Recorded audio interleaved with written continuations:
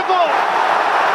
This is The Grove Podcast. Hello, my name is Tabs and welcome to episode 130 of The Grove Podcast. Now, I hope you're all doing very well and in fine fettle. It's Sunday, the morning after the night before, and life is pretty good from an Arsenal's perspective as we beat Fulham and we are top of the league. So, yeah, what's not to like? And joining me this fine morning is Jamie. Jamie, how are you? And how much fun would it be if all our goals for the rest of the season came from set pieces? I mean, it'd be nice and predictable at least, wouldn't it? That'd be, you'd know when to get excited and when not to get excited. Not that it doesn't already sometimes feel a little bit like that anyway. Yeah, I thought it'd be funny just because it would annoy so many people.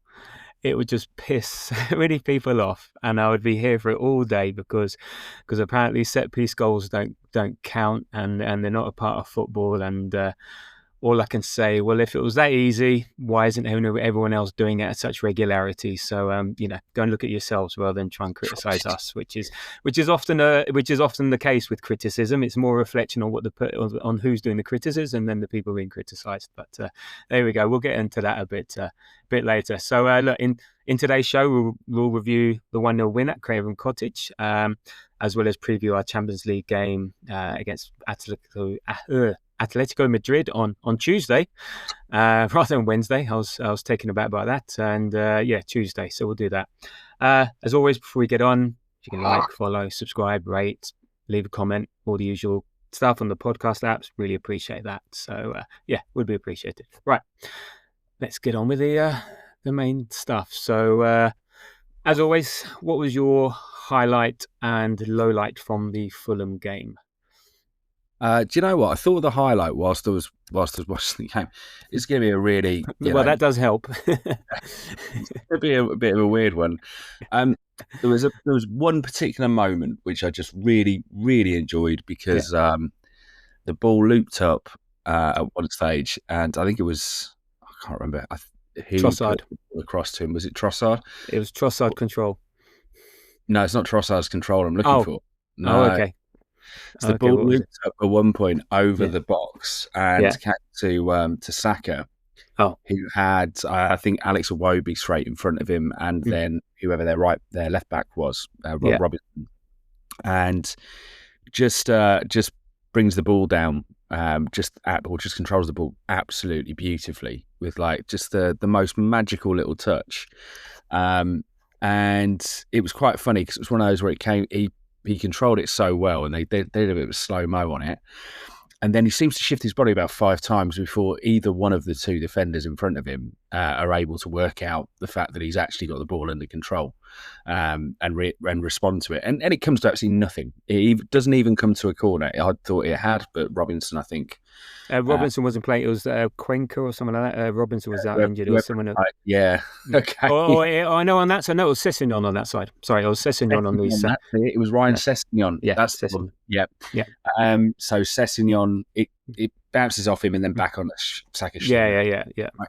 But that moment of control was one of those like really, really lovely, sort of wow, what a footballer kind of moments. That I think you don't necessarily see as often with us because you don't see raking balls all the time. So for whatever reason, that is my highlight, which probably also says something about the rest of the game. I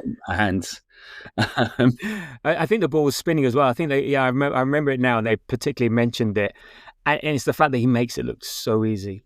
I just love that sort of stuff. I just absolutely adore that kind of Bergkamp was wonderful at it. Zidane was wonderful. That sort of moment we just, it's just brings it under, has it under his spell, as they say. Control. Brilliant. Yeah. And so I thought because Trossard did something similar, but he was more in the middle of the field, and it was again another one from cross field. It was really high ball, and just the way they just kill it dead, and it just enables them to move quickly on to the next bit. If that was us, I don't think we could pass it as far as we could trap it, scenario. So, it's one of those that goes away. So cool. Oh, that's a nice one. I like that. Okay. And we'll talk about Saka later because he was the star of the show yesterday. And your low light? Low light. It's kind of, I think it's quite hard to pick. The general malaise of the game, the fact My low light is going to be I had the most relaxed Saturday that I've had in months and months and months yesterday, and I sat and I was really looking forward to it. And I just had a series of disappointments. I watched a crap film. First time I watched a film in the afternoon in a long while. Mrs. was out working yesterday as well. She was filming something. It was a crap film. There was a crap documentary that I'd really thought was going to be decent, and then it was a really crap game of football that was going to be decent. So that's just it's not that we were crap particularly. It's not about our performance. It's about the fact that as a spectacle, the game was a bit ropey. Let's face it. Yeah, that's really interesting. Lacking in quality in places, which is again, I think, why the smaller moments of quality that occurred kind of stand out. In fact, I did think to myself a few times, especially in the first half, it was very much mutual. There were a lot of misplaced passes from both teams. It felt like a lot of the ball just bouncing off to the right player a lot of the time. Harry Wilson does seem to be an absolute magnet for any time a ball's sort of bouncing off and like a limb somehow it ends up in his path. But then very fortunately wasn't able to do all that much with it a lot of the time. But it did make him look probably more threatening than he was a lot of the time, because it just felt like the ball would just find its way out to that side in that particular game. But yeah, it was just missing a lot of quality, I thought, and you didn't really see the best of either team. Even if we did see I thought Fulham were on it, we didn't see them at their actual best because they weren't really able to do anything killer. No, I agree. Yeah, you're right. It did feel like, just the ball would break always to them in when those 50, when you're going for the 50-50, it was always going to them. And it happens like that. And actually, I was sometimes, and maybe you make it with your reactions and how up for it you are, is the way that I look at it a lot of the time. But for whatever reason, it's just a very bitty game. You know what I mean? Yeah. Well, I was going to ask this question later, so I might as well bring it now. And it sort of ties in with that. It's like, where do you stand on the boring, in inverted criticism, and people also conflating and wrongly with people saying, oh, you think you're really good but you're boring. Well, you can be boring and good, people you could, it's not like if you're boring it means you're rubbish. So but it's more a case of and it's often from neutrals, but do you care? Does it matter that we have this sort of boring tag, or Stoke FC and set piece FC and all that? There's a criticism about open play goals and stuff, but does it matter? Do you care?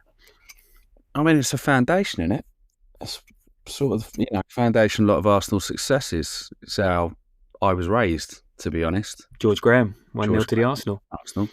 And then on top of that, some of the most significant managers at the Arsenal being defensive, or even Herbert Chapman. his innovation is to go, what if we put like a third player in defence? Whoa, like that was a thing. And we've always been that sort of team. And then we got Wenger and we became all champagne football and stuff. And then we went in the opposite direction. I think actually, if anything, I think we're very, very, very, very good at doing what a lot of teams are doing now, which is having a structure and then working everything out from there. It is that sort of structured approach to the game is endemic within English football these days. It's extremely tactical, especially in comparison to everybody talks about Barclays years or whatever the hell they want to go on about, but the comparison to English football 20 years ago, or even as little as I would say kind of 10 years ago, is really, really stark. You have to be structured. There's a huge amount of emphasis on off the ball, and that is probably it's all a bit of a post-Pep thing, right?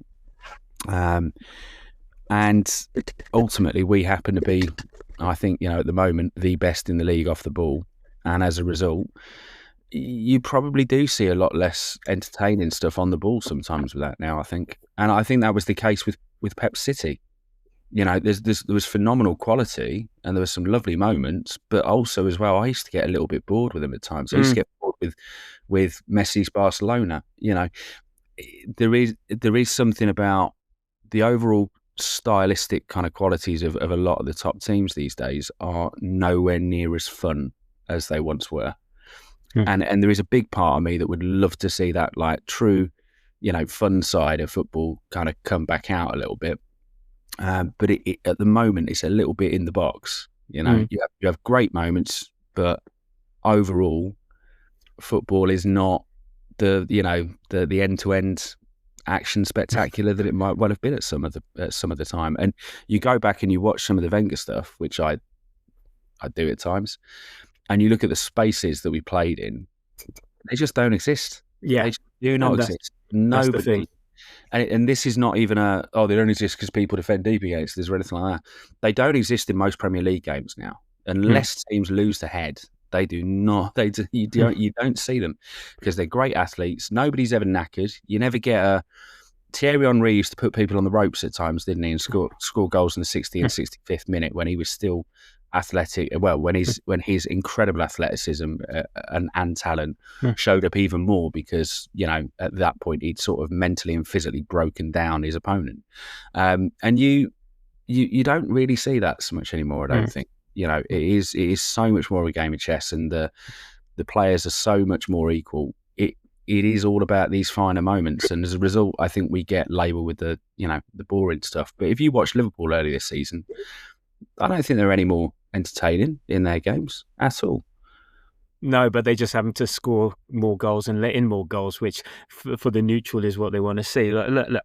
I mean, for me, they're trying to find a criticism. So if the worst they can find is you're boring, fine. I don't care. And look, I do agree we are not the best team to watch as a neutral. And I like your really the comparison with Pepsi is we all got bored with watching Pep, and they won stuff. So there was a bit of an element of jealousy there, I would suggest. But also, it was just boring to watch. But they won stuff, so who cares?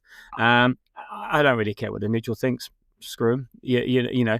But also, I think we can only play, and I think it touches your point, we can only play games that the teams we're playing against allow us to play. Fulham part the bus in essence, and the only opportunities they got was because we're in the transition and because we were being sloppy. They didn't create anything. And if we had been on it from the beginning, it was just like defense against attack sort of thing. And so free-flowing, open attacking football is not easy when you're facing 11 men on the edge of the box. It just doesn't happen. No team can happen. So that happens. So and teams know how to frustrate us, and that's what it is.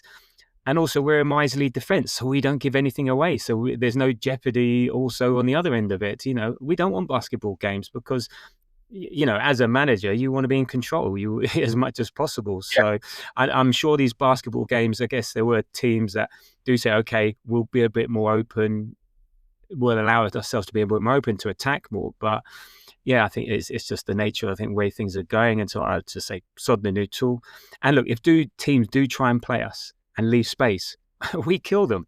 We do. We got the 7-1 against PSV, 5-1 against Sporting Lisbon.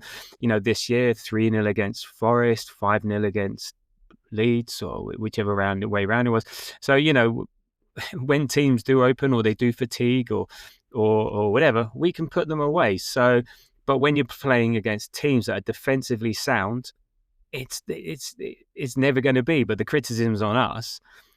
As opposed to the opposition who come in and say, well, where's the criticism for Fulham for not trying to play Arsenal? You say, well, anyone would go, well, why would you? That would be a dumb move, Silva. He's done exactly what he thinks he has to do because that's the best way he thinks his team will get a result against Arsenal, and you saw towards the end of the game when they did start to open up again, then they were exposed and we were getting through and maybe we could have got the second and third goal. But he's not going to do that from minute one. He'll do it from the 70th minute. But then, so it's one of those ones that it's just they're trying to find things to wind us up, and let them.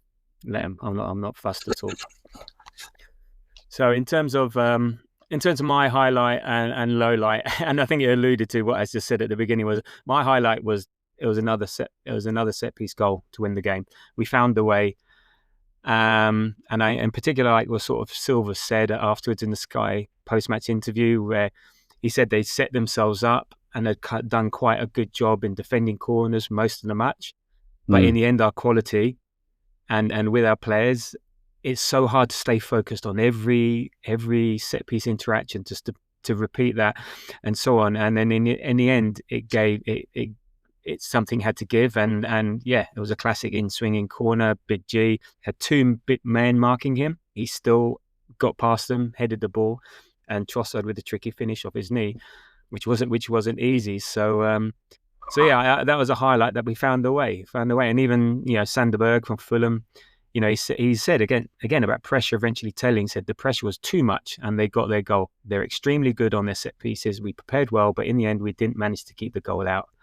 So, and as I said, it counts like any other goal, and you've got to find a way. And as I said, if it's that easy, why isn't everyone doing it? So, and the fact that it annoys people, it's just jealousy. It's just trying to find something to poke you with. So yeah, when teams set themselves up like Fulham, it's an opportunity that we got to take, and we just happen to be very good at it. So, and why be dismissive of it? You had Ange Postecoglou last year. Oh, I don't bother with set pieces. Well, maybe you should. Yeah. Because it's a great way to get a goal. So, but there we go. My low light was not getting the second goal. We should have had an opportunity with the penalty, which we'll get to later, but it just made the game feel a bit closer, nervy than it actually was, or than it needed to be. And then I think this brings me to the second point around Victor Gyokeres, and I'm sure you'll have a view on this. It was a very decisive performance, I think, from him, and I'm seeing both sides of the coin from many people. What were your thoughts on his performance? And I'm not putting it as a low light, but I'm just sort of putting it in there in connection with to not getting the second goal, and so his performance will come up in this and all the rest of it. So, what did you make of Victor last night? Again, he ran around and he worked hard, and he did his pardon, and he wasn't inside without his merit, because the kind of work that he does is sometimes quite selfless. So I don't want to criticise him, but certainly again it was another game where I looked at him when I really would like, I think, a different profile mainly in that position, especially early on. But we had a lot of crosses going in and around. There was a couple of times where even outside of the area, even in midfield, he was trying to contest for balls, and he doesn't. I don't really feel like he contests very well, especially not in the air. And that's my major issue with him at the moment. Is like I think we did need somebody that was able to do that as well. And he worked hard. There was a moment early on as well. It seemed like the ball was kind of taking forever to drop down at some point. Muscling around with a couple of players, and he got beat on that one as well. But he gave it a real go. He's trying to use his physicality, but he doesn't feel like he's anywhere near an expert in using his physicality. Again, I think I said a couple of weeks back, I have this feeling that I want to ruin this team. Somebody that knows how to use their body, but also has an immaculate touch as well. I don't need an athlete up front, sort of thing. And as a result, it just made me think all the way through that the unfair comp for him is Kai Havertz and what he does. And Havertz has his failings too. Havertz probably dropped off a little bit too much. He has his failings. However, he knows how to use his body quite well. He's a strong lad, and he knows what he's doing with it, and he's good in the air. And very similarly as well, we've just watched the defensive midfielder play at that position for like 6 months at the end of last season, and he knew how to use his body, and he's absolutely phenomenal in the air. And both of them as well can both play back to goal. And those were all the kind of things, again, that you saw from him that I just went, yeah, there's still a player there. I just don't think in our kind of normal way of playing with this team that we utilise that whatsoever. And obviously there was a lot of talk over the summer about changing his style to adapt to Gyokeres. I just don't think he's good enough to change your entire style for. That's my concern. I don't think this is I think that's okay if it's Erling Haaland and you say we go more direct because we've got Erling Haaland. I don't think he's ever going to be Erling Haaland. He's a poor man's Erling Haaland. Yeah. So as a result, I just worry about it from that perspective. But this game didn't massively exacerbate things. I felt this way for a number of weeks, and that is, as I've said before, it's about, now that I've seen a lot of the player, a lot more than you see when he's playing at Sporting Lisbon, and seen a lot of different circumstances to the ones he's in at Sporting Lisbon. I look at the player and go, he hasn't got the qualities that I want there. I'll back him. I hope he does well. I'll support him because I'm that sort of fan generally. But yeah, as a position as a whole, you know, I almost feel like has this got any better than Eddie Nketiah? Is it that much better? No, I think it has. I think so. There's multiple facets to this. I mean, in terms of what you just said there, I think he occupies defenders a lot better than Eddie Nketiah would do. Eddie would try and play the Havertz role, try and drop deep. He'd be like an archetypal Arsenal player. So just stay up front, be up front. This guy, all he's interested is you know, leading the line, being up top, being that focal point up top, and just staying there. And so at least he occupies defenders. He creates spaces for others. So that's something we've not really had. Like you said, Havertz would drop, so either defenders defenders would either stay there, so fine, let him drop, or one would follow deep, whatever. But you know, he does that. But what's interesting, that is, for someone that's so big, you're right. He doesn't use his body well. I think he's get easily knocked off, or he doesn't do it enough. So sometimes you'll see him bully defenders, and sometimes you think his center of gravity is all wrong, and he hasn't got, like, you know, those trunk-like legs, like MLS. You know, you just, like, you are not shifting him off the ground. It's like a dog that just doesn't want to move. I don't know if you ever had a dog, and you have I've got a tiny little dog. When he doesn't want to move, he doesn't move, and I have no idea how they do it, but they just can't. And I have no idea. He's got tiny legs, and he just won't budge. Yeah, and this is the thing. So yeah, you're right. I think at times he, like that moment there, be stronger, be versatile. Really, really use it. I think I don't know. He seems afraid to use his body all the time, or he's afraid to. So yeah, I think he gets easily pushed off in situations where he shouldn't do, or he's guided away from the ball. That's the thing. And a defender can easily guide him away, and I think he needs to be stronger there. But you know, he had 2 shots saved by Leno. The second one, Martinelli could have done better in the follow-up, and then you go, oh great, he created I liked what he did with the striker cross goal. Yeah. You know, that was what he did in the run at that as well. Lovely run. That's a perfect Gyokeres moment, and I think I've seen enough of him do those things that he might well score a lot of goals that way, because he's got that lovely sort of pull around the defender and then strike across the ball with a clean strike. You know, he's good at that. So we got what we wanted to see. The first shot, you know, the one Saka set up for him, there's that one. But I think on your point as well, you know, the Havertz injury, as I said, we talked about it in the other game. The silver lining is he's integrated. We're learning about him quick. But he was not brought in to play every game, 90 minutes every game, all the game. He's played all the games, all the minutes, by the Carabao Cup, and even then he came on for a bit. And I think so. You know, he's not used to playing against low blocks like yesterday. He's not used to, say, this quality of defence and things like that. So I think if you were to play Havertz for 60 minutes and bring him on for 30, that'd be a great combination. But him playing all the time, you know, the first few games of the season, he was getting up to speed fitness-wise. So I think there's some mitigating circumstances. I can understand we brought him in to get goals, but we're winning. He's part of a winning team. I think the goals will come. But he isn't like, you know, Liverpool spent 130 million on Isak. He's your star, number one striker. You go in, you score all the goals. He's 65 million. He's a very good squad player. You know, he wasn't brought in to be the star centre forward. He was brought in to be the complementary centre forward to Havertz. So it just hasn't worked out that way. So we haven't seen that. So you know, I'm not going to be so binary on him, because if we're winning, we're winning. And I think it will come. You know, it's a bit of a bound spell. Strikers go through this. I think it's his 9 games in all, 9 games without a goal for club and country. I think it's the worst spell he's had since Coventry. But even then, you know, Arteta talked pre-game that he needs to handle these sort of spells, and all the messaging and support is there for him. So I don't think there's too many dramas, and I think it will come good in the end. So, but yeah, he's part of a winning team. So I don't think we're carrying him. That's what I'd suggest.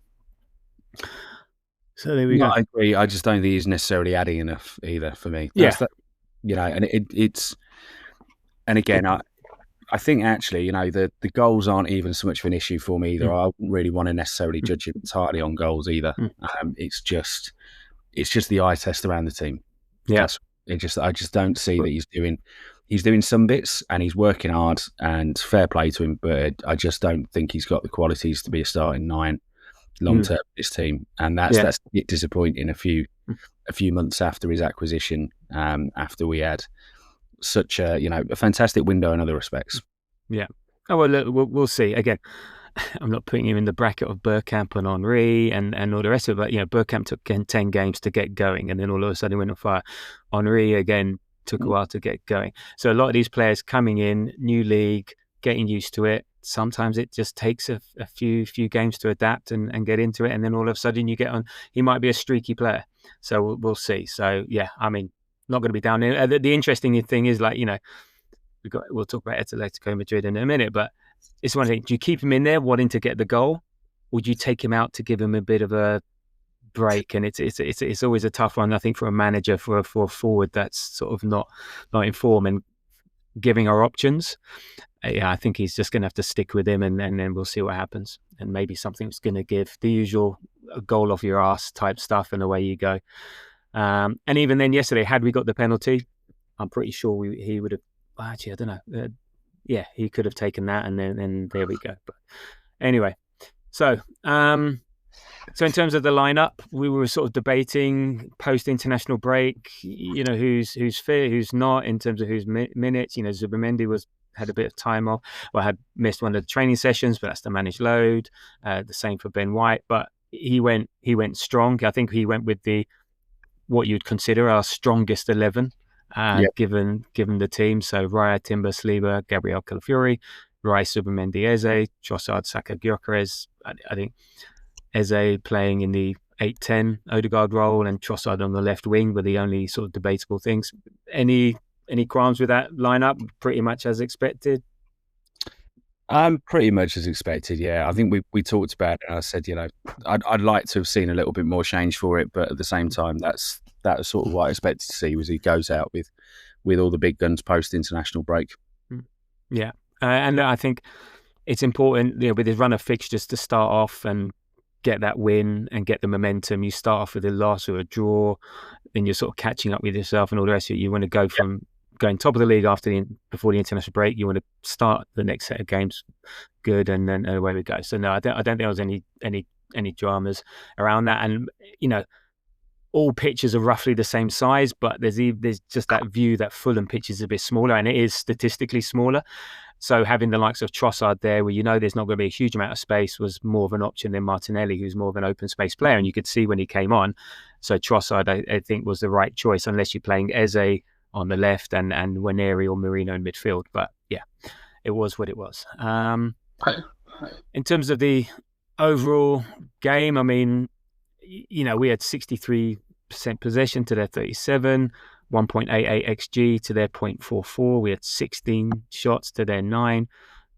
We had 5 shots on target. They had 0 shots on target, and that's 2 games in a row now that we've gone without letting a shot on target, which is, I think, the first time since we won the league, since we last won the league. So that's a good omen, and just goes to show how, again, I think a lot of the game, it felt more nervy than it was, but the chances that they got were very low quality chances, not big chances. They had 0 shots on target, 0 big chances. So I think it was one of those games that felt nervy due to game state more, and felt a bit like, Fulham are playing well, but it was more to do with our sloppiness, and the chances they were having weren't easy ones. We had 5 shots on target, 3 big chances. All of them, I think, fell to Gyokeres, or one to Martinelli. There was a lot of Harry Wilson working a little bit of space and then ultimately not getting a shot on target, which is very Harry Wilson.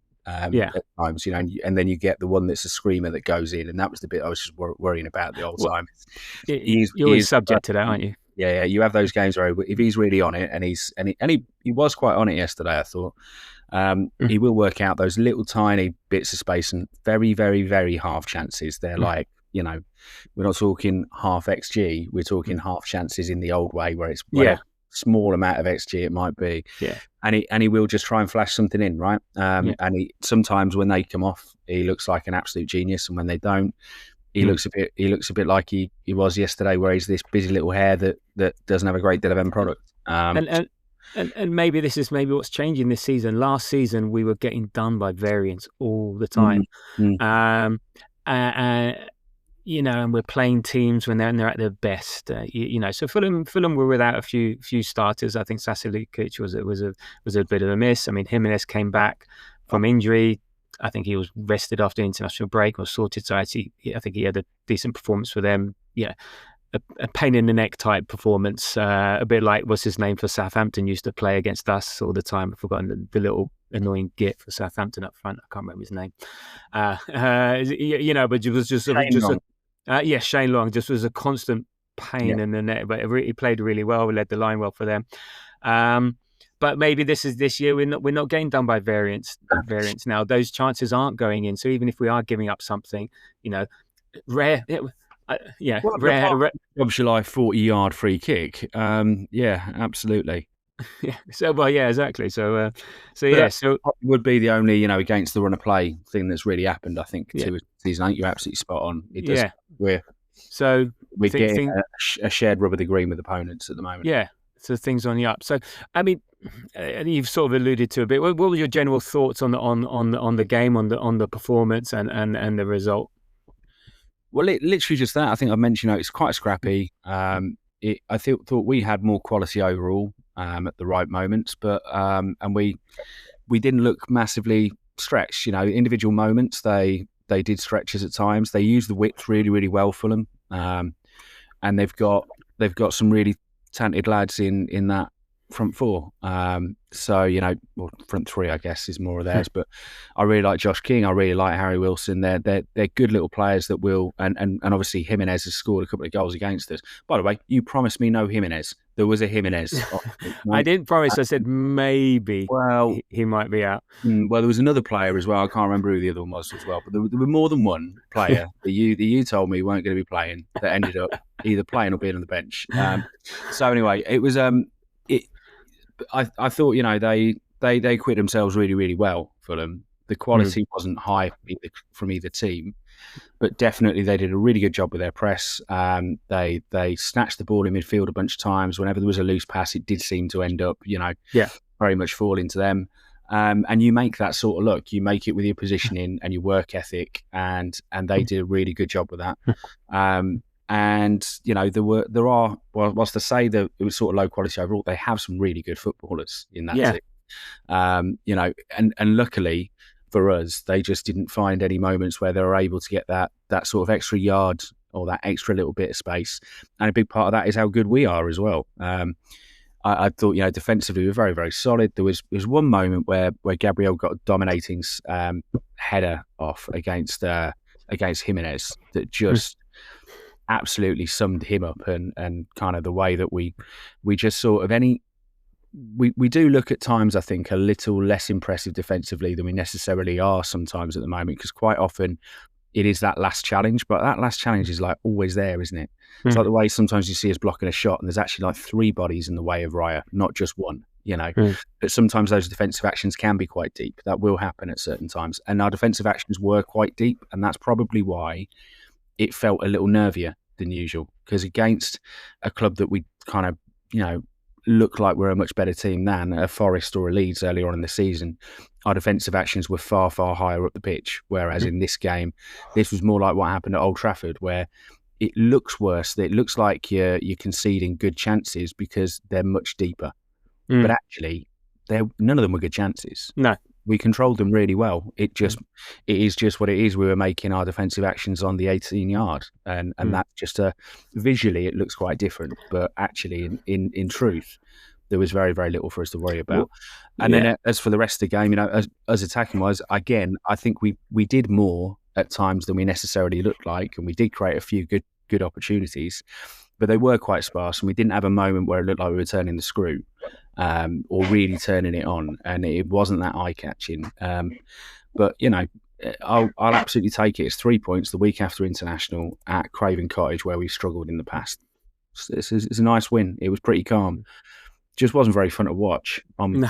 Well, no, it never is. And 1-0, I say, you always get done by variance. But after we went 1-0 up, Fulham had one shot.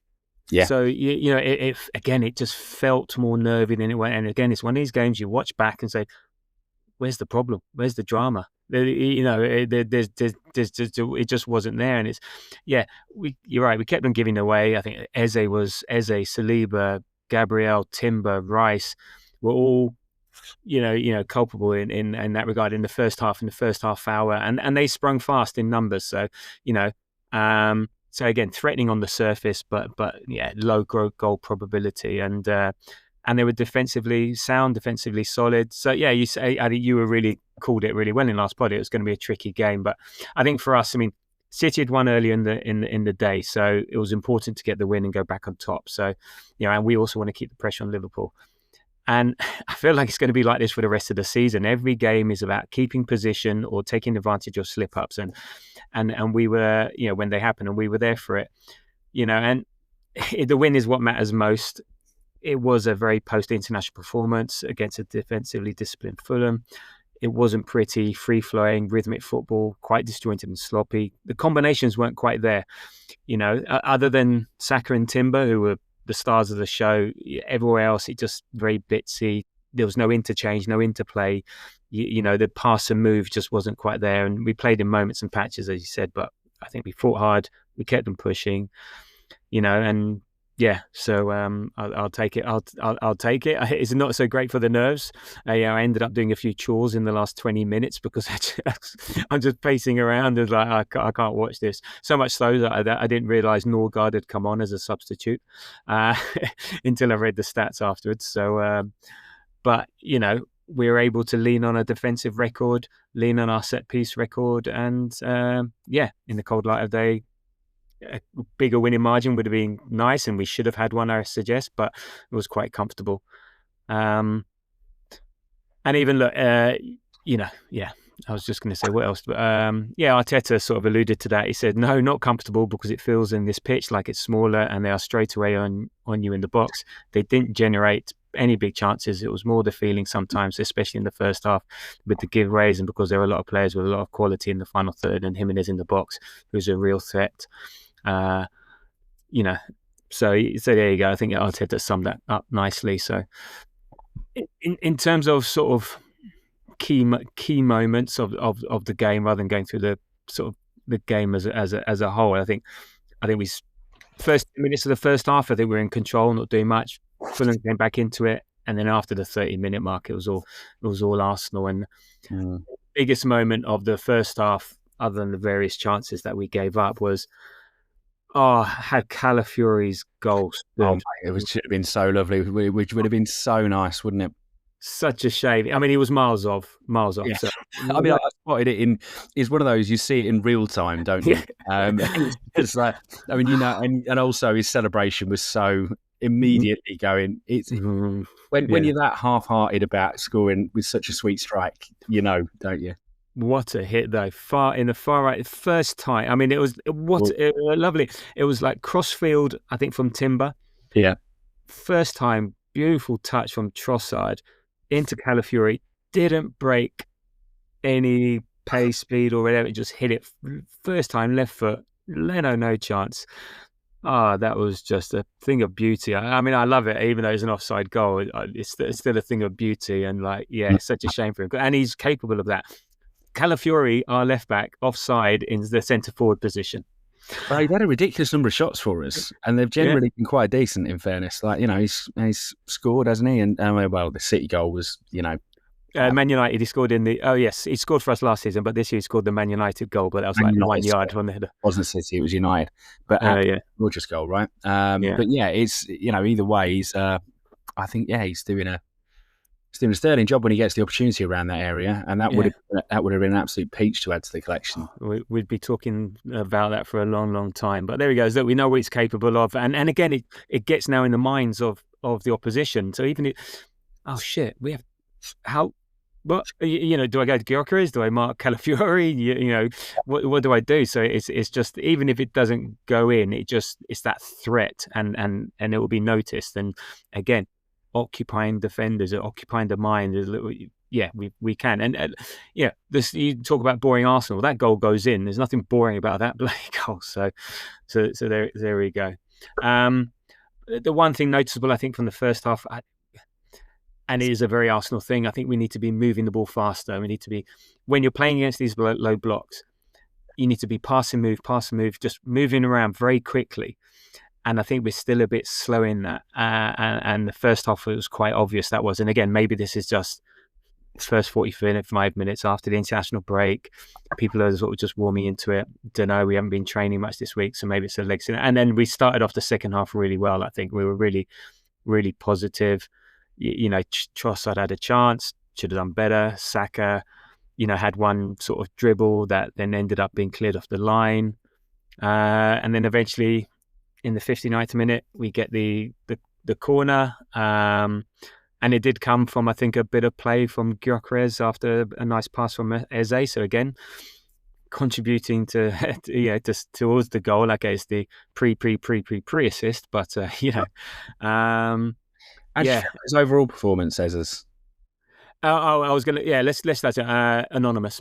Okay, if I was going to say something, that's the one word I had for Eze. Anon in the first half, better in the second. Okay, so I think he's better off the left, be that left wing or left midfield.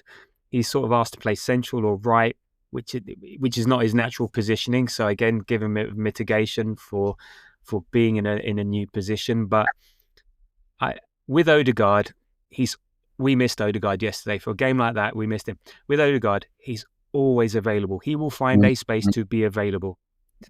Eze, I didn't say he went missing. He just did not make himself available. He was sort of the Fulham did well to cut off the passing lines to him, but in that case, then you've got to go and get out of that and get out of someone else's shadow. Yeah.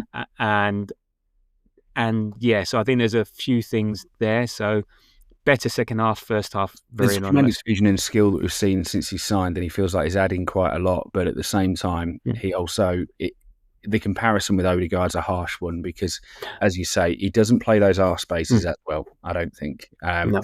He doesn't have the same kind of feeling around those areas. But by the same token, he's got more directness than Ødegaard at times, and he seems more ambitious than Ødegaard at times, and he has vision to execute that too. So they're different footballers, right? But and I think they can be complementary. We'll see what happens overall with kind of where they end up playing in the strongest 11. But yeah, I thought he was a little bit quiet yesterday for me, and I think you sum it up perfectly. That it's that sort of availability at times. It doesn't necessarily feel like he's demanding the ball. Yeah, and it's a comparison only because he's playing in that position, and I know they are different players, but something like that is not a skill thing. That's a learning. It's sort of a mindset. But then I saw something the other day, and someone made a really good point. How often has Crystal Palace, when he's had to play against low blocks? So this is something really new for him. That all of a sudden he's used to playing into space because their Palace are always maybe the secondary team in a game. Well, not always, but you're going to be playing teams that are going to be more open against them. Because even if you're playing similar teams, no one's going to be setting up a low block against Palace. Okay, that's just not what it is. I'm sure tactically they'll do something. So he's used to having more space around in and behind the lines and stuff like that. So again, he's adapting, he's adopting. So again, like Gyokeres, not going to be too harsh on him. We win, you learn, you move on, and I think he will. I think he's intelligent enough and old enough to do that. But a good pick out there. So again, so back to the goal. Again, Gabriel making a distance. And I saw a stat the other day. Since Gabriel Magalhaes arrived in the Premier League, he has more goal contributions from corners, 17, than Leicester City as a whole, 16. Which is quite cool. I mean, just his desire to get to the ball first is like second to none. It's great. And they did a good piece on the Sky afterwards with Sidwell and Redknapp, and they just showed it, and there's no stopping him. And Leandro Trossard, he uses his body. You have him running at you. Absolutely phenomenal. He is. I mean, that's just it was great. And then And the best part is, of course, it falls down to Trossard. It's just such a Trossard game, that, by the way. Like, he was fairly shy, actively shy for a lot of the staff.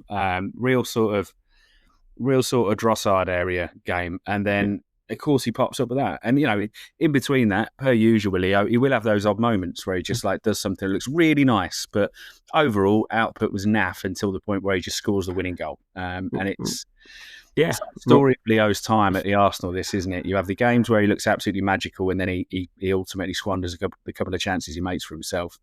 And then you have the games where he's absolutely bloody useless, and then he pops up and scores. And fair play to him. It was lovely. Yeah, right time, right place, and that's very Trossard. It sort of reminds me of the goal he should have scored against Villa when we ended up losing 2-0. And had he scored, we would have been winning the league. But there you go. Those are those days. And so that's he's the 10th different player to score for Arsenal in the Premier League this season. And the last 8 goals, the Gunners have all been netted by different players. So I wouldn't say that's boring. Anyway, okay. Making it very difficult to hold on to anyone that's not a defender in the FPL. Absolutely. And then, we have to get to the sort of bit of controversy. The penalty for Arsenal. Well, I thought it was. Saka running across the edge of the box. This was in the 65th minute. Tackled by Kevin. Anthony Taylor gives the penalty, but VAR decide to intervene. I think I know what you're going to say, but go on. Penalty? No penalty? For me, it's just not a penalty. It's there is a. I knew it. There is a. I mean, have you not seen the photo I sent in the WhatsApp group? Yes, I have, and I totally disagree. Okay. Doesn't really matter. The in order for it to be a foul, the challenge has to meet one of several.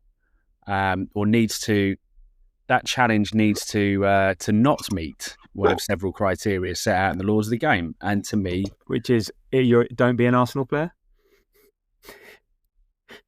Now I really don't appreciate conspiratorial crap. I'm joking. I tell you what, the only clear and obvious mistake that was made yesterday was giving the Arsenal a penalty. But there we go. Well, I mean, look, I just felt if you look at the actual challenge, it's not endangering Saka in any way. It's not reckless. It's not careless. And he's not impeding Saka with his action without making without making a genuine challenge for the ball. Though it's in combination of all those things that you would be in a position to be able to award a penalty. And you can see that in real time. I mean, I'll be honest, in real time, I didn't think it was a pen either. In real time, I thought he's really looked for that. And actually, in slow-mo, I got more convinced it could be a penalty. Yes, 100%. I think the way around to some people. But nonetheless, I still felt it wasn't, because this whole thing about what you touch first, there is absolutely zero merit in it. It's a mitigating factor in referees' directives. It is not about whether something is a foul or not. There is no law in the game that says you get the ball first, it's a penalty. That's not. It's not a penalty. That is not a thing. It is a means of assessing whether something was reasonable and a genuine attempt to go for the ball versus the willful impeding of a player. So that for me is the issue. I look at that challenge and I go, and I'll be honest though, I do think soft penalties and penalties that contravene the actual rules of the game are given on a regular basis based on this whole kind of interpretation and some of those directives that exist in the world of refereeing. But for me, I look at that and just go, no, I think Saka's been subject to a good challenge there. I think the fella's come through. He's got enough on the ball. Again, I've just said it myself there about he's got enough on the ball. But again, it's indicative of the fact that the player has made a genuine attempt at the ball and executed it fairly well. And was it a bit on the line? Yeah, it was a risky challenge for that boy. I tell you now, I don't know why anybody makes that challenge against Bukayo Saka in that particular position where he's rolling them, because none of them bloody win it normally. It's so rare because he uses his body so bloody brilliantly, doesn't he, Saka, when he goes across players. But he does manage to, just about execute that challenge in such a way that I do not think in any way, shape or form that it's that his action is purely impeding Saka. His challenge itself has merit. Okay. You're allowed to challenge for the ball. Simple as that. And you're allowed to the players. It's bloody contact sport. Like, let's not forget. Yeah. Okay. So my one thing on that, and before the bigger issue is that I think he goes through Saka to get to the ball. So that is a foul. If you do that outside, that's a foul. So he takes his knee out. And no, where is that a foul? Tell me where in the laws of the game that's a foul. No, tell me honestly. Okay, because it's not in 12. He impedes Saka. Yeah, he impedes Saka by kicking his knee, or his knee disrupts Saka's movement, and your Saka bodies are allowed to touch each other. You are footballers playing football. Okay. You're allowed. Right. What you're not allowed to do normally when you say players going through, and again, it's this conflation of how we talk about fouls versus the actual laws of the game. We talk about players going through players and therefore affecting a foul, but there's nothing that says you can't go through a player. It says you're not. What would happen is the majority of the time, when you do go through a player to get to the ball, it would be reckless endangerment of the other player, or it would be impeding that player in the first instance before the point at which you've won the ball. Now, the thing with this one, as I say, is they are almost simultaneous. The two of them happen at the one time. I don't think it's reckless. It's not endangering. And for me, as I say, it's not. He hasn't made that action in order to impede Saka. The intent is something to be judged in that particular one, and the intent is very clearly to get his foot on the ball because he does manage to. Okay, so therefore, then the second part of that was subjective foul, not foul. I understand what you're saying and all the rest of it. Was it a clear and obvious error? Therefore, subject to VAR review. I actually thought it was, because I thought he was very hasty and going straight to the whistle. Okay. And I think if you slow that one, if you have the benefit of hindsight on that one, I think it is. For me, it was. As I say, I'm looking at it as objectively as possible and that's good. That's into the relevant rules and say I do not think that meets the mustard. Okay. I think there's it has a whiff about it because of some of the crap that we see given elsewhere, but for me, it doesn't pass the test. Okay. No, fair enough. It's good to have an alternative view, because the majority of what you see online and all the rest of it from Arsenal fans is, one, he took Saka out, and two, was it clear and obvious? But I think that's a very, very well put alternative to that. And I had an inkling that might be where you stood, and that's fine. And look, ultimately, it didn't make a difference. As I said, Fulham only had one shot thereafter, whereafter we scored. I mean, they did bring on Traore and Iwobi on the right hand side, were looking dangerous. I mean, I always get worried by Traore, and then I remember it's Traore, and so there's Traore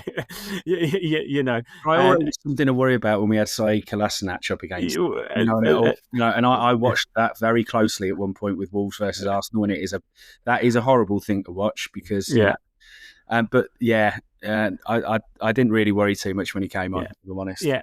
And look, we saw the game out. I mean, Fulham had a few corners. We had a few corners. I said Martinelli could have done better with the shot after Leno saved from Gyokeres, and maybe could have done better to seal it in the 92nd minute. And I think we've said multiple times that it felt more nervy than in reality it was. So game over. That's 5 wins in all comps, which is something we didn't achieve last season. Another clean sheet, and again, that's 5. Already this season, only 3 goals conceded, 1 from open play in the Premier League, and we're back to top of the league, which is good to see. And also another game from last season where we dropped points, which we're making up, like West Ham, like Newcastle, now Fulham. That's sort of 9 points where last season we only got 1. So and I think in total we're about 5 up on last season on the respective games. So that's pretty good to see. And look, before we finish this section and move on to Atletico Madrid, we can't not mention Saka, man of the match. He was my man of the match. I think he was Sky's man of the match. I haven't seen anyone else. Timber was up there as well, but Saka, he FOTMob 8.5 rating, but I don't know too much about the FOTMob rating. But he had most dribbles, 6 in the match, most chances, 6 created, 6. He was the most fouled player 5 times, and he won the most duels, 14 in the match. And just in general, he was a threat down the right. He was looking back to his best. He had that moment of control. Okay, we didn't have the end product, but he was just a danger all the time. And look, it was his corner. And he even admitted himself that the corners were poor up until that point. But that one was just perfect. And again, accumulation of corners, and eventually it's going to give. So, yeah. Any words on Saka's performance yesterday? I mean, it's one of the most basic man of the match, isn't it? Because he just was the best player on the pitch. And it was simple as that. Like, it wasn't, and his corner, obviously, as you say, led to the goal, but he doesn't get credited with the assist. But yeah, it's he was just better than everybody else on the pitch, I thought, yesterday. From an on the ball perspective, at least, anyway. Off the ball, there's a case to be made for a few of the players as well. Yeah, and I said his combination play with Timber was pretty good. I think that was the most effective part of our pitch and most dangerous. And sort of on that, actually, here's an interesting stat. On that fact, Saka was fouled the most times yesterday.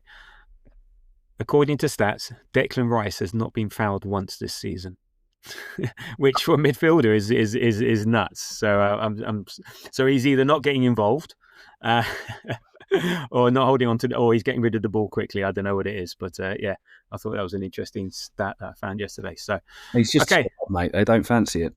Yeah, exactly. Yeah, he's too good. They can't get the ball off him, and he gets rid of it quickly. All right, good stuff. So that's it. Top of the league, 1-0, job done. We'll forget about this and we'll move on to Palace next week. But before, and that's also part 1 of the Kronek Khan double header done. So now it's time for the LA Rams to inflict more pain on Khan later on today. And you'll see I've got my Aaron Donald 99 shirt ready to be worn later. Very nice, yeah. So one of the best defensive tackles in the history of the NFL.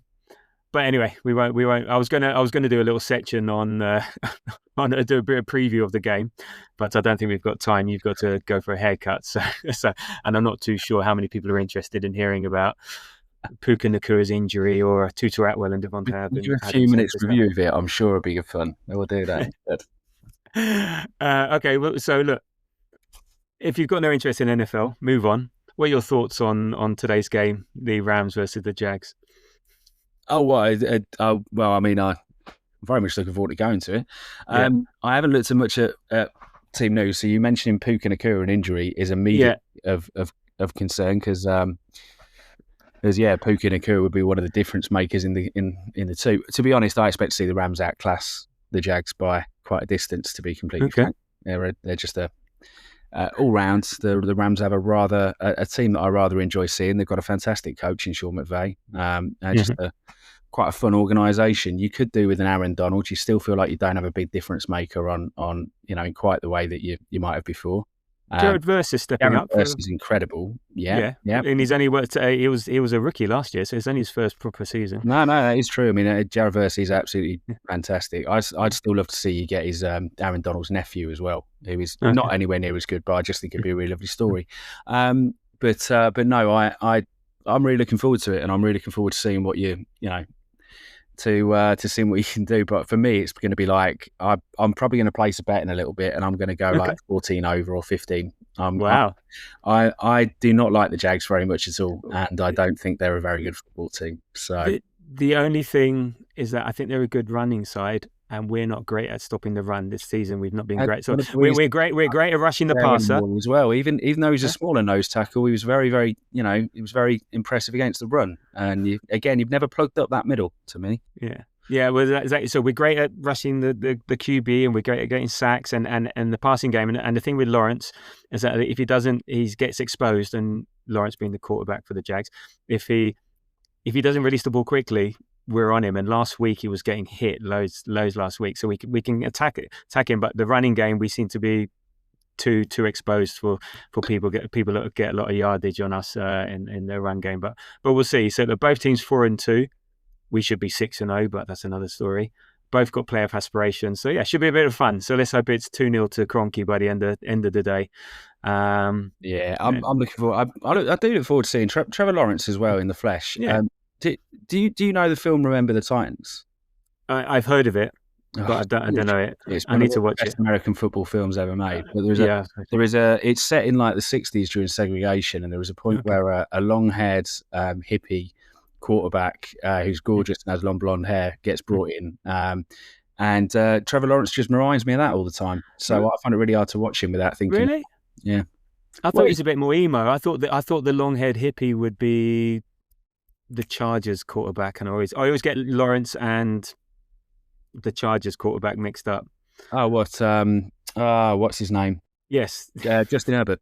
Yeah, I always get those two mixed up because they're sort of similar age, similar laid-back style. Yeah, obviously look completely different, but he's more of a surfer dude. Guys, aren't they? Yeah. There we go. No. Anyway, that was just me. Yeah, for whatever reason, I've just always related him to him. Okay, right. So we got a very quick. You got 5 minutes, 2 minutes, 3 minutes? Yeah, good. All right. Okay. So Atletico Madrid. Sorry for the NFL chat. Right. Not looking forward to anything. I think this could be a real underestimate game. I think, as we covered somewhat last week, right? I personally think they're still Atletico Madrid. They're still very good. They'll be bringing a decent side over. And I think this is a real underestimated at your peril. What do I look forward to? I do not expect us, Mikel Arteta or this team, to underestimate them whatsoever. I think if anybody's going to underestimate them, it will just be the fan base. They are. It's going to be a real test, and it's going to be the best test that we've had in Europe since the last campaign. And that's something to look forward to. I think that's something to enjoy and relish somewhat. I'm really, really intrigued by it. So okay. It's a game where... Are you going? You got a ticket? I'm not actually. I can't go to this. Well, I thought I was not going to be able to go. I didn't go in the ballot because I was meant to be working in Dublin this week. But actually, as it happens, I've now cancelled those plans. So annoyingly, I could have gone now, but I think anyway, I'm going to enjoy just having the week off and watching it at home. Yeah. Okay. You're right. I think it should be a fun Champions League night against one of the bigger teams that we haven't done for a while. Even if they aren't as good as us or as good as previous years, shall we say. Not looking forward to a Simeone team coming to stink the place out. And also I think these are two managers with very similar mindsets. Want to control the defence. Want to sort of control the controllables. Don't let anything pass at the back, and then see what happens up front. Look, we know what he's like. We know how his teams play. It's going to be hard. It's going to be gnarly. Yeah, so it's going to be an interesting game. And in terms of how we approach it from a lineup perspective, I think it's going to be quite interesting. Marino is going to play somewhere, whether he's up front instead of Gyokeres or if he's in the midfield and Eze goes left. I think Marino's plays full stop. It makes a lot of sense. I think, I've had the same thoughts on this one. Yeah, and I think potentially MLS comes in for Calafiori. MLS is good in Europe and just maybe the way they play. Then maybe Nelly on the right wing, because again he's another sort of decent European player. So I wouldn't be surprised if there's two or three changes. On the left. I wouldn't be surprised if there's two or three changes. It very much depends where Eze ends up. Even if he's on the bench, I wouldn't be surprised at that. And then we've got again great options from the bench. And so, I don't really want to see us do a Marino Rice-Subi midfield though, and that's more of a. I think we will have a reasonable amount of the ball against them, and I do think you need somebody with a bit of magic to unlock Atletico. But that's why you put Eze out left. So therefore, that's why if you do Marino in the midfield, you put Eze out left. Yeah. I'd still rather somebody central. I mean, yeah, but I appreciate your point. Eze, I agree on the Marino front. I think it's very likely he'll be in there. And I think that is actually probably the most likely way that we line up. But I worry a little bit about not having somebody who's going to kind of push a button to unlock them a little bit in midfield there. But we'll see what happens with that. Yeah. We'll see what happens. Again, maybe just be in the game 60, 70 minutes and then, you might bring on something else. So we'll see. In terms of Atletico Madrid, Champions League, played a couple of games. They had that 3-2 sort of ding-dong match with Liverpool, came back from 2-0 down to be 2-2, and then a Virgil van Dijk goal in the 92nd minute, which actually came from a set piece, which Slot conveniently forgot. About. Apparently they don't score from set pieces. And then they had an easy 5-1 win at home against Eintracht Frankfurt, so not a lot to to go on in La Liga. They won 1-0 at home last night against mid-table Osasuna. I think they played a pretty much full-strength team by the looks of things. It was pretty, they dominated the game, but gave up some chances. But they also had quite a few chances. So it's sort of similar-ish to us last night. Their standout result in La Liga. So in La Liga, they're fourth. Played 9, won 4, drawn 4, lost 1, scored 16, let in 10. So scoring and they do score, but they do let in goals. Their standout result was 5-2 in the Madrid derby. They beat Real Madrid 5-2 at home.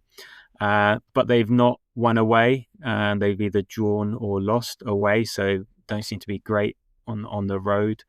And then they've sort of got 4th v 5th at the weekend. I don't think that'll play into their minds at all. It's Tuesday; they'll have plenty of time, so I don't think they'll worry about it.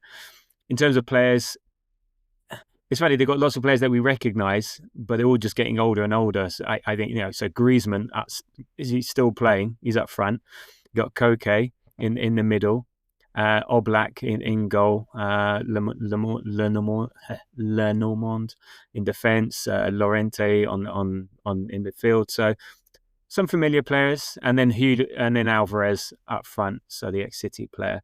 So they've got some decent players, but there's what I'm saying. I think the manager and he's been there since December 2011, so he's been there ages.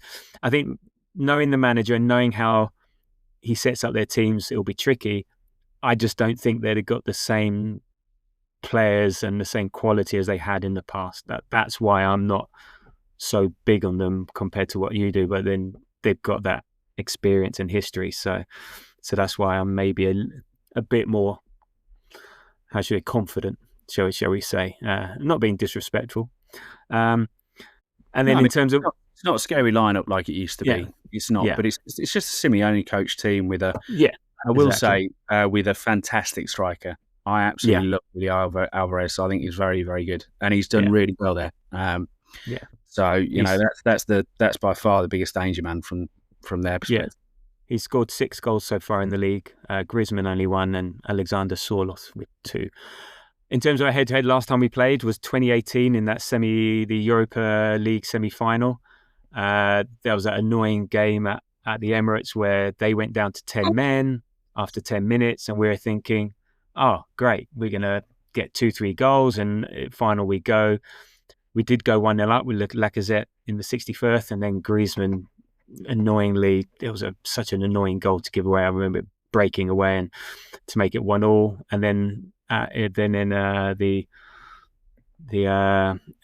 in Madrid we lost 1-0, and that was the game that Koscielny did his Achilles, and so that was a real blow. And I think we recovered from that. And Diego Costa bullied his way to a first half goal, and they just did Atletico Madrid things, and kept us out. So we got something to we got some payback, even though it is 7 years ago. So right, prediction, and then we can go. I'm going to have 1-0 Arsenal. 1-0 to the Arsenal. Sounds familiar. Well, I'm taking the opportunity because quite often 1-0 has been taken whenever I've fancied it in our predictions rounds. So if I'm getting in there first, I'm going straight to the 1-0. That'll do. Okay, I'm going to go 2-0. 2-0 to the Arsenal. There we go. I don't. It feels like PSG last year. Yeah. A good team coming to us. We dominate. They're not great travellers, and they've got plenty of time in the rest of the league stage to make up for it. So I'm going 2-0. Okay. So thanks. Tried to rush that one through. Sorry if it seemed a bit rushed at the end. So right, I will see you in a couple of hours, and so on at Wembley. Looking forward to that. So thank you for joining me this morning. As for the rest, you can follow us on Threads, Blue Sky, Insta, TikTok, yada, yada, yada, at The Grove AFC. So drop us a comment, like, and all that thing. Next pod, we will post Atletico Madrid, pre-Palace at home. I think it'll be Wednesday. And that'll be it. So, as always, thank you for listening. And until the next time, Come on the Rams and come on you Gunners. I was going to say that myself. There we are. There we go.